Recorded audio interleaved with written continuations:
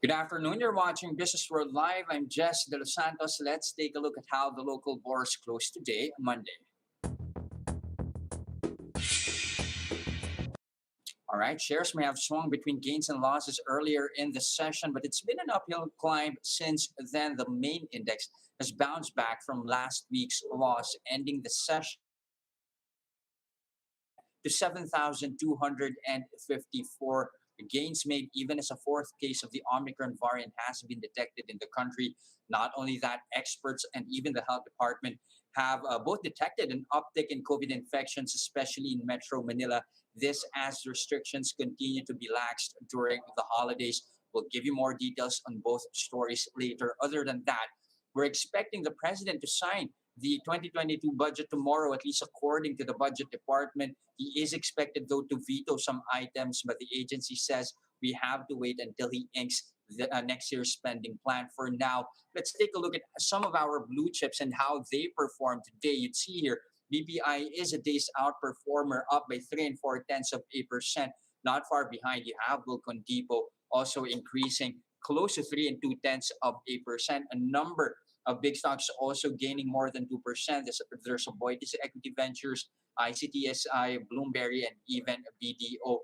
On the flip side, however, Mega Gold is a day's biggest drag here, up down by 1.9%. Also, Aboitiz Power, as you can see right here, in the red, down by 1.3%.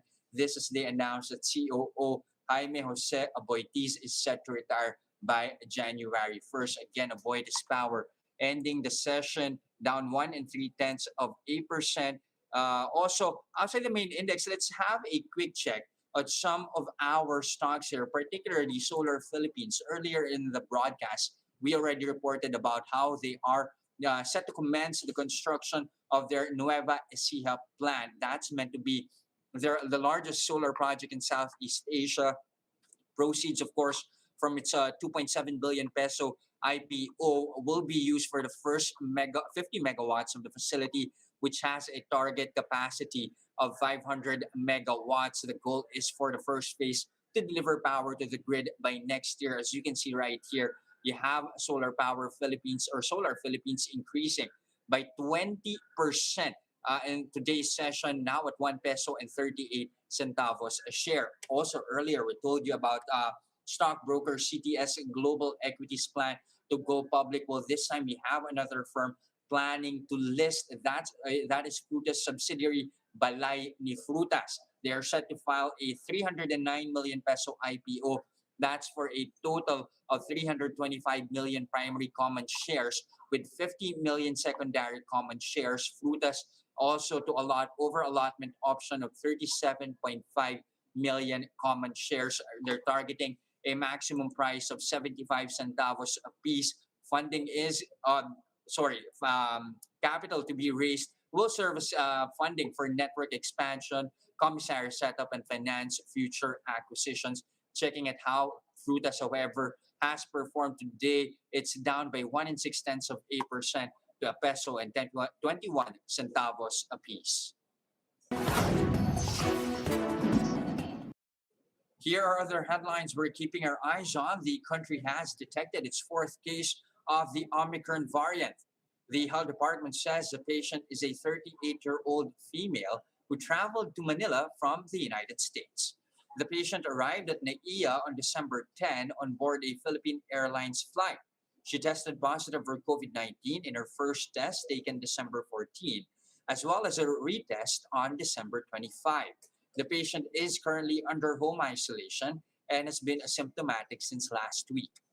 Despite the detection of a new Omicron variant case and the recent uptick on the country's reproduction rate, the Octa Research Group says there's no need to re-implement stricter protocols for now.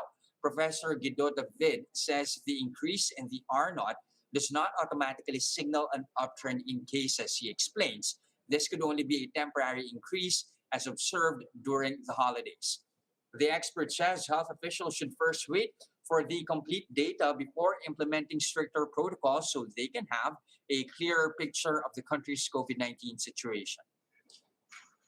The budget department says the government will release an initial 6 billion pesos before the year ends to aid victims of Typhoon Odette. This amount comes from the 10 billion peso fund, which President Duterte promised will be used to support Odette victims. Of this total amount, the DBM reports that the Office of the President has already released 1 billion pesos from its contingent fund. Today, the government will be releasing another 1 billion pesos from the same source. 4 billion pesos from the initial amount will come from the country's Quick Response Fund, while the remaining 4 billion pesos from the total will come from the 2022 national budget. As of this morning, the death toll from Typhoon Odette has climbed to 389. 64 people remain missing, while more than 1,100 were injured. Meanwhile, the DA reports that the damage caused by the typhoon to agriculture has reached 4.3 billion pesos. More than 60,000 farmers and fishers from 11 regions were affected by Odette.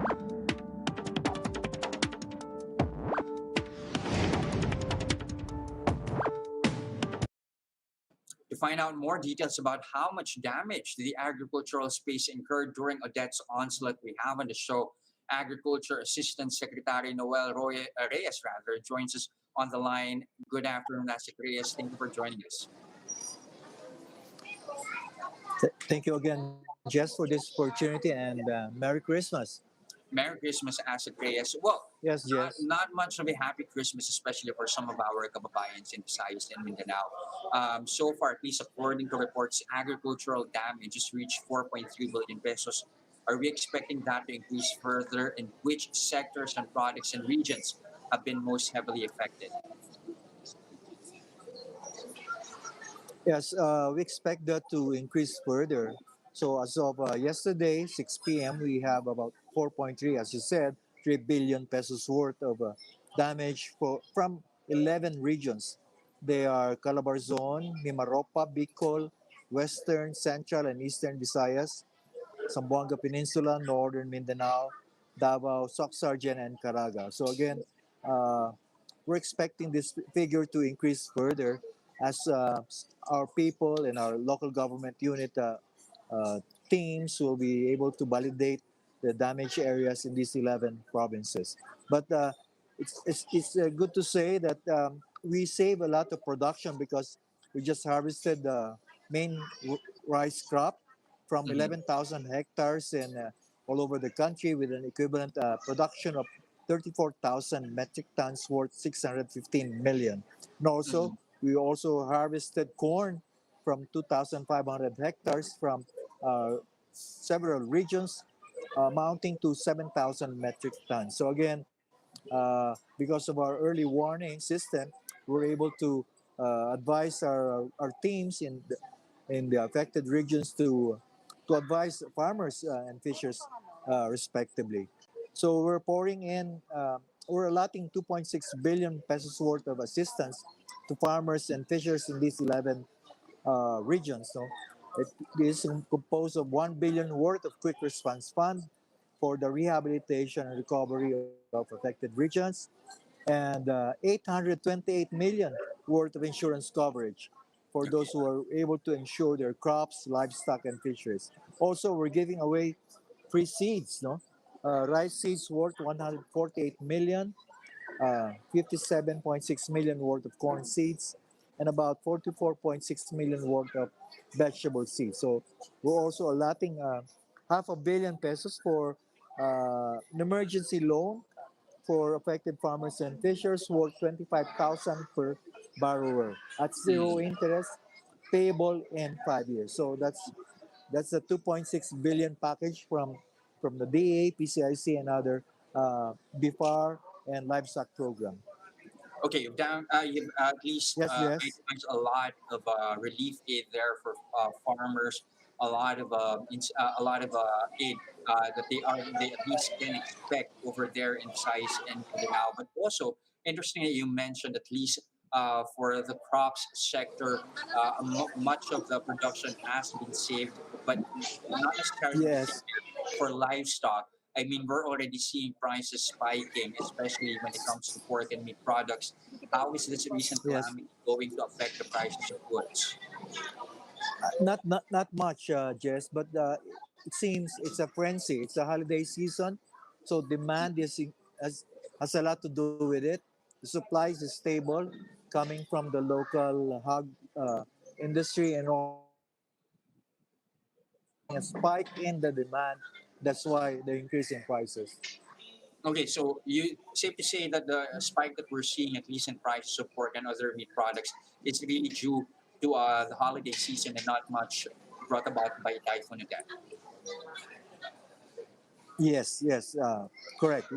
You're correct there. Uh, Yeah, yes. but at the same time, there also has been a noted increase in some vegetable products in NCR. Why is that, Asik?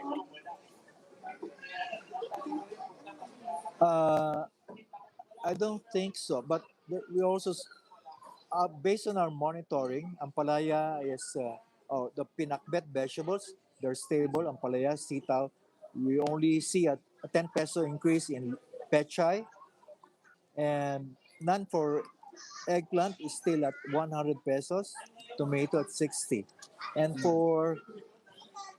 for chop suey vegetables, we're seeing a spike in pechay too, pechay bagyo, and Mhm. sayote.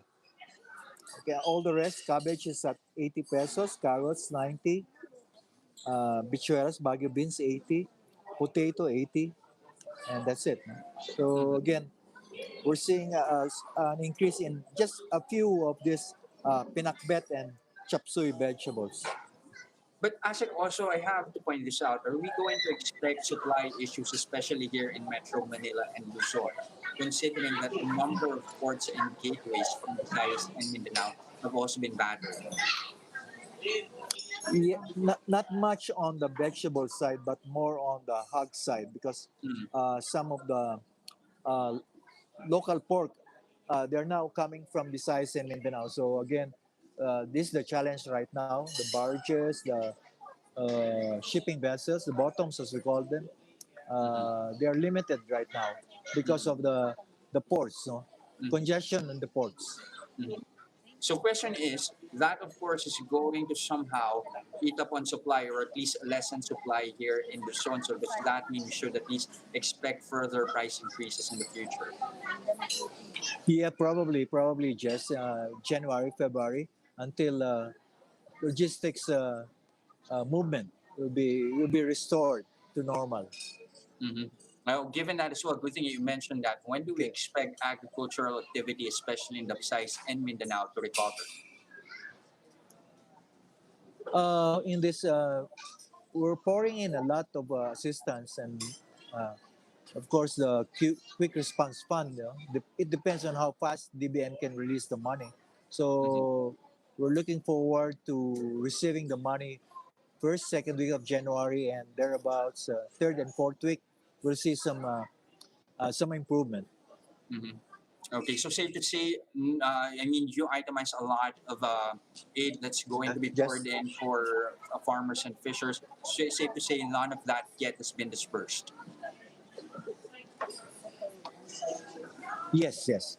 What we're disbursing uh, a lot of seeds, rice, corn, and vegetable seeds, and but not much on the rehab and recovery efforts yet because it depends on the quick response fund. We have the 1 billion here right now, Mm. but they need more. Mm. As the Well, for that president one said, billion there pesos, sir, are you expecting to release that or roll that out right away, or are you going to wait for a go yes, signal first? no, we're releasing them right away. No, so we only have a few days left before the year is over. So we're starting to release them first week of January or second week. All right. Thank you very much for your time this afternoon. Again, Department of Agriculture Assistant Secretary ASEC Noel Reyes. Thank you, ASEC Reyes, and Merry Christmas. Merry Christmas to Jess, on behalf of Secretary William Dar, Department of Agriculture. Maraming salamat po at maligayang Pasko at manigong bagong taon sa inyo lahat. And those are the biggest stories this trading day, December 27, 2021. Catch Business World Live again tomorrow at 9:30 a.m. for the market open and 3:15 p.m. for the market close. I am Jess De Los Santos and we are One News. Mask on, wash hands, and stay safe, Philippines.